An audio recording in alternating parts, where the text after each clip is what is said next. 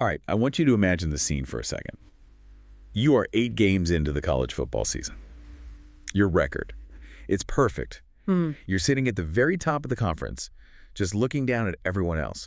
The energy in the stadium is, it's absolutely electric. Because you know something special is happening. The fans feel it. The team feels it. Exactly. And that is exactly where the Wyoming Cowboys found themselves heading into this weekend. They're 8-0.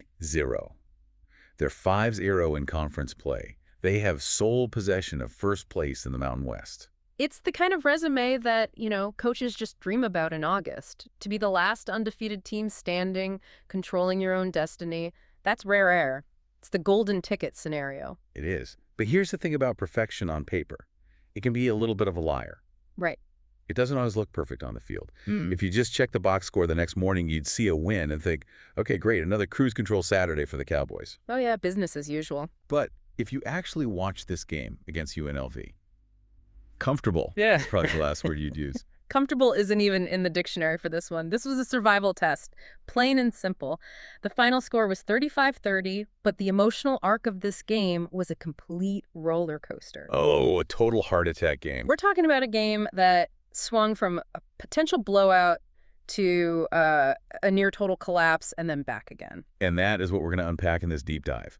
We were looking at the anatomy of this victory, and we're basing our analysis on the report from the Laramie Sentinel sports staff. Yeah. Because when you win a game like that, a survival test, it raises some really interesting questions. Was this a display of championship grit?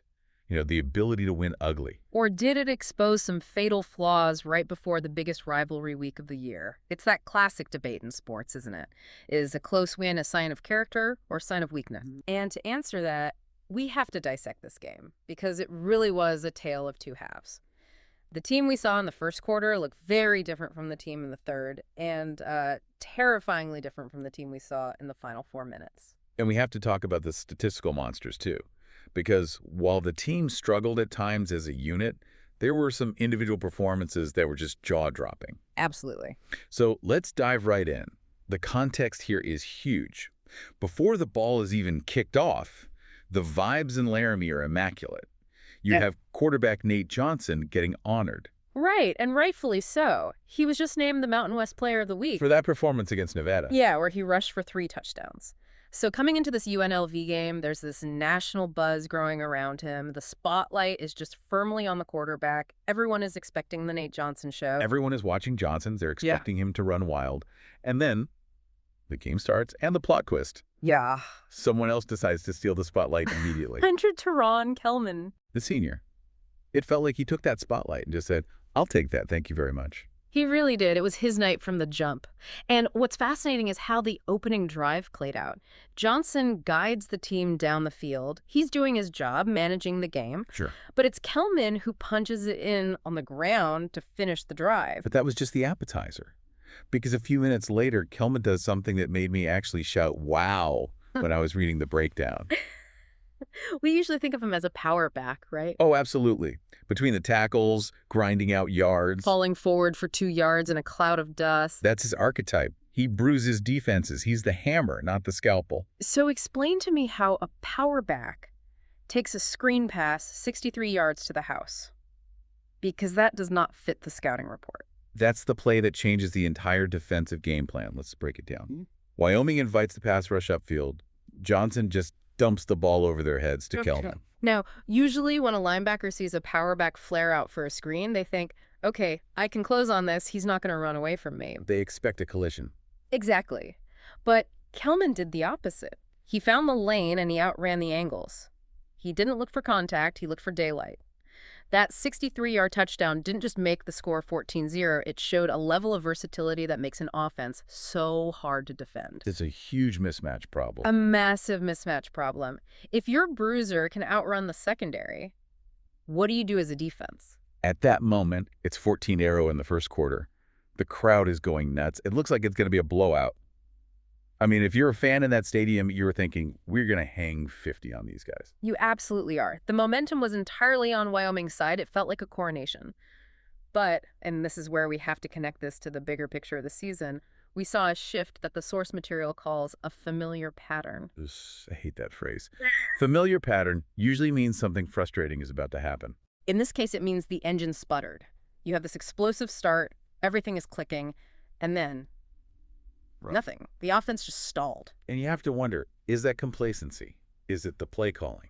Or did UNLV just figure them out? That's the danger of a fast start, right? You get comfortable, you take your foot off the gas. And to give credit where it's due, UNLV did not fold. Not at all. They started clawing back, they get a field goal, and then right before halftime, their quarterback, Anthony Calandria, puts together a drive that really shifted the energy. Calandria is a gamer. He's one of those quarterbacks who just thrives on chaos. He is. He used his legs to extend plays, sparked that drive, and they capped it off with a Cameron Williams rushing touchdown. So suddenly, you go from, we're going to win by 50, to walking into the locker room with a 14-10 lead. That is a massive shift in energy. 14-10 is anybody's game. It went from a blowout to a dogfight in about 15 minutes. And that tension carries right over into the halftime locker room. But if you think the first half ended on a down note, the start of the third quarter brought them into completely uncharted territory. This is where it gets really interesting psychologically. It does. Because UNLV comes out of the half, and they strike first. Calandria connects with D'Angelo Irvin Jr., and boom, UNLV takes the lead, 17-14. Now, pause there for a second. We need to underscore the gravity of this moment. We're talking about a Wyoming team that is 8 games into the season. Up until that touchdown, Wyoming had not trailed in a game. Wait, really? Not once? Not once, not for a single second. 8 games deep, and they haven't been behind on the scoreboard until the third quarter of this game. Exactly. That's a wild statistic. It speaks to how dominant they've been, but it also raises this huge psychological question. Right. Think about it. For 2 months, you have always been the hammer. You have never been the nail. When you face a deficit for the first time in late October against a team you were just beating 14-A, how do you respond? Do you panic? Do you start pressing? And on top of that, the source mentions the rumors about Nate Johnson's accuracy started buzzing again. Oh, yeah. You know how fans get. UNLV was clearly forcing him to stay in the pocket, basically daring him, saying, we don't think you can beat us with your arm. That's the book on Johnson right now. Great runner, but can he make those tight window throws when the defense takes away the run? When you're down 17-14, you don't have a choice. You have to throw. So, does he crumble? This is the moment where the season kind of hangs in the balance. He didn't crumble. The report says this is when Johnson locked in. I love that phrasing. That sounds focused. It is. He didn't try to play hero ball and throw a 50-yard bomb into double coverage. He was methodical. He led a crisp response drive. He went back to what was working pairing with Kelman and then finished it by hitting his tight end for the go-ahead touchdown. That is the answer you want to see from your quarterback.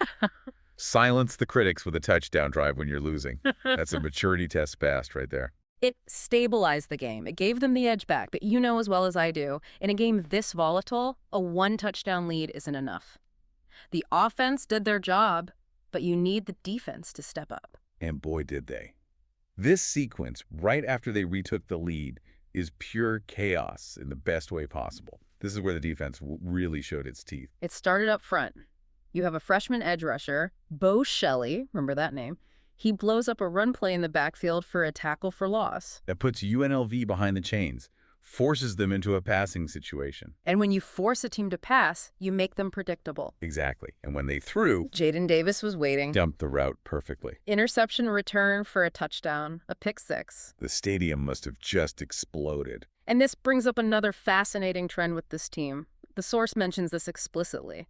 Another make. Another defensive score. This isn't a fluke anymore. Not at all. When a defense consistently scores points, it's not luck. It's a habit. It's a culture of hunting the ball. It changes the math of the game entirely. So in the blink of an eye, we go from trailing 17-14 and sweating bullets to leading 28-17. The disaster has been averted. Or so we thought. Right. At this point, you expect them to close it out. You have the momentum, the crowd, the lead. And to their credit, the offense lands what looks like the knockout blow. Teron Kelman again, the man of the hour. He was just unbelievable. Under 8 minutes left. Wyoming leads. Kelman bursts through the middle, untouched for a 47-yard touchdown. His third touchdown of the night.